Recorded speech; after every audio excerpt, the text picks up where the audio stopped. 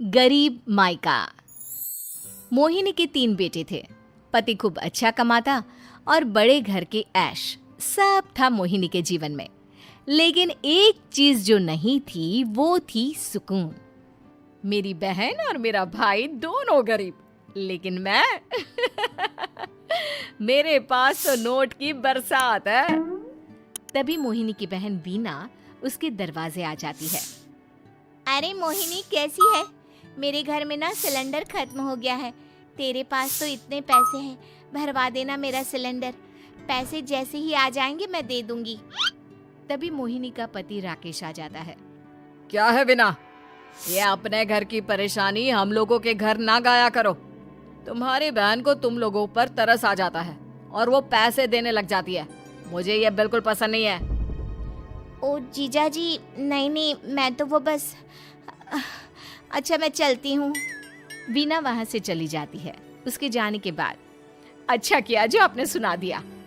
अरे न जाने क्या सोचकर मेरे घर आ जाती है कि जैसे यहाँ तो भंडारा भरा है। अरे कितना तो दे दिया। अच्छा जी, जरा 1000 तो देना। वो बिन्नी दीदी है ना, उनके घर जा रही हूँ। उनका पोता हुआ है तो मुंह दिखाई दे दूंगी। हाँ, उन लोगों के आगे तो शो ऑफ किया करो। वो खुद को बड़ा अमीर शो करते हैं ना, दिखा दे कि तू भी किसी से कम नहीं है। हाँ जी, इसी के लिए तो जा रही हूँ। मोहिनी तैयार होकर अपनी बुआ की बेटी के घर जाती है, जहाँ उसके पोते का कार्यक्रम चल रहा होता है। वहाँ वीना भी आई होती है। अरे वीना, क्या जरूरत थी यहाँ आने की? तेरे घर पर गैस नहीं है तो वो भरा लेती। क्या करूँ मोहिनी, बुआ को बुरा लग जाता नहीं जाती तो। वैसे मेरे पास एक जोड़ा बच्चे का कपड़ा रखा था, वही अपनी चांदी के पायल के साथ देने जा रही हूँ। घर पर गैस थी नहीं, सोचा परिवार यहीं खाना खा लेगा, बाकी सुबह का सुबह देखा जाएगा। मोहिनी को बहन पर दया आ जाती है। वो पर्स से 1000 रुपए निकाल कर दे देती है। ले वीना, लेकिन पैसे वापस कर देना, तेरे जीजाजी हिसाब लेते हैं। मोहिनी भी क्या करती, गरीबी में बहन का सहारा ही उसके जीवन जीने का आधार था। फिर एक रोज, सुनिए, भाई के घर बेटी हुई है, मुझे माँ के पास जाना होगा। अरे उस घर में ना कूलर है ना एसी, कैसे रहोगी तुम? हाँ, वही सोच रही हूँ कि अकेली जाऊं, बच्चों को साथ ना ले जाऊं। चली जाओ, लेकिन ये जो तुम अपने गरीब परिवार से मिलने चली जाती हो ना, मुझे बिल्कुल अच्छा नहीं लगता। पता नहीं मैं भी कैसे मैनेज करती हूँ, लेकिन क्या करूँ। मोहिनी भाई भाभी के घर आती है। मोहिनी, कैसे आना हुआ? तू यहाँ हम लोगों के घर रह लेगी या फिर किसी होटल में रहेगी? क्या हो गया है माँ?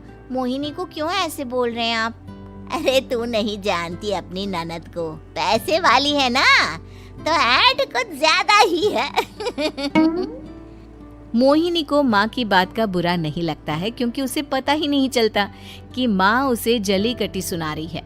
वो भाभी की बच्ची के साथ लेन देन करती है और वहाँ से चली जाती है। उसके जाने के बाद, माँ, क्यों आप मोहिनी को इतनी सारी बातें सुनाती हो? भाई का बेटा बोल पड़ता है। माँ, क्योंकि दादी जानती है कि बुआ के अंदर घमंड है। सही बोल रहा है मोहन। बहू भले तुझे ना दिखता हो, लेकिन मुझे और मोहन को दिखता है कि वो कितनी घमंडी है। मोहिनी मायके आती है, जहाँ गरीबी के कारण चीजें कम होती हैं। इस मोहन के बच्चे को काम पर लगा दो ना, किसी दुकान या किसी होटल में। बर्तन धो लिया करेगा, कम से कम 4 पैसे और आएंगे घर में। देख मोहिनी, माना तेरे पास पैसा है, लेकिन तेरे भाई के दिन इतने भी बुरे नहीं चल रहे कि वो अपने बच्चे की पढ़ाई रुकवाकर उससे बर्तन धुलवाए। मोहन माँ की ओर देखता है, जैसे आंखों से बोल रहा हो, देख लिया बुआ का हाल। हाँ मोहिनी, बात तो सही है, लेकिन अभी मोहन को पढ़ना है। आखिर तुम भी तो अपने दोनों बेटों को पढ़ा रही हो ना। मेरे बेटों से कैसे कंपेयर कर सकती हैं आप? अरे वो तो कलेक्टर बनेंगे। हाँ, कल को वो मोहन को नौकरी में रख लेंगे, क्यों? मोहिनी कुछ दिन और रहकर चली जाती है। धीरे धीरे दिन बीतता है। मोहन बड़ा होता है और कड़ी मेहनत से सफल भी हो जाता है। मोहिनी, माँ के जाने के बाद तो तुमने भाई भाभी के घर जाना छोड़ ही दिया, क्यों? वो क्या है ना, उन लोगों का घर छोटा है, मेरे बच्चे जाना ही नहीं चाहते। पर तुझे क्यों अचानक मायके की बात याद आ गई? यार, मेरा तो मायका है, भाई भाभी है, मेरा तो आना जाना लगा ही रहता है। हाँ, क्योंकि तुझे आदत है ना ऐसे छोटे से घर में और कम पैसे में रहने की। वैसे क्या खबर है आजकल मायके की अपने? अब वो घर छोटा और कम पैसे का नहीं रहा, क्योंकि मोहन तो बहुत बड़ा आदमी बन गया है। फिर क्या? मोहिनी भाभी को फोन करती है। मोहन किसी बड़ी कंपनी का मैनेजर हो गया है क्या भाभी? क्या ये सच है? हाँ मोहिनी दीदी, अब तो हम लोगों के गरीबी के दिन कट गए। आपके भाई ने कोई अच्छे कर्म किए होंगे जो हम लोगों का बेटा इतना अच्छा कमा रहा है। देख लो भाभी, पहले भी आपने कई गलतियां की थी, आप थोड़ा संभल कर चलना। भाभी को मोहिनी की बात समझ में नहीं आती कि वो क्या कहना चाहती है। फिर एक दिन वीना मोहिनी से कहती है, मोहिनी, हमारा भतीजा मोहन अच्छा कमा रहा है, क्यों ना मैं अपने बेटे की नौकरी के लिए उससे बात करूं? अरे बुआ का बेटा है, ये सोचकर मदद तो करेगा ना? हाँ हाँ, क्यों नहीं करेगा, उसके बुरे दिन में तो हम भी खड़े थे। मोहन को वीना फोन करती है और अपने बेटे की मदद करने की बात करती है। हाँ हाँ बुआ, क्यों नहीं, आप सिद्धार्थ को भेज दें, मैं अपनी ही कंपनी में उसकी नौकरी करवा देता हूँ। दिन बीतते हैं, अब वीना के हालात भी अच्छे हो जाते हैं। क्या बात है वीना, तूने भी कार ले ली, वो भी इतनी अच्छी? हाँ मोहिनी, अपने भतीजे के कारण तो हम लोगों के दिन अच्छे हो गए। उसने सिद्धार्थ की नौकरी लगवा दी है, वो भी शानदार। ठीक है, लेकिन पैसे ख्याल से खर्च करना। वो क्या है ना, पैसे आने आसान है लेकिन संभालने मुश्किल।